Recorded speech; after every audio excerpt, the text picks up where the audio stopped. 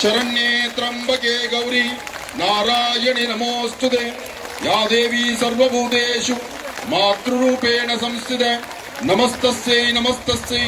नमस्तस्यै नमो नमः ब्राह्म्ये नमः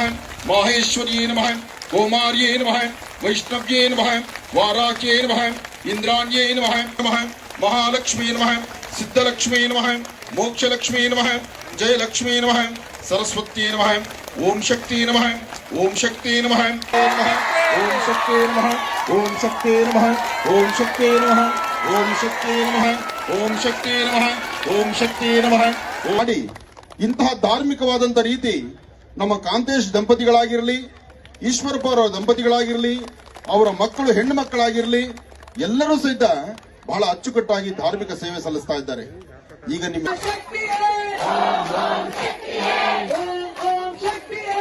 आदि पराशक्ति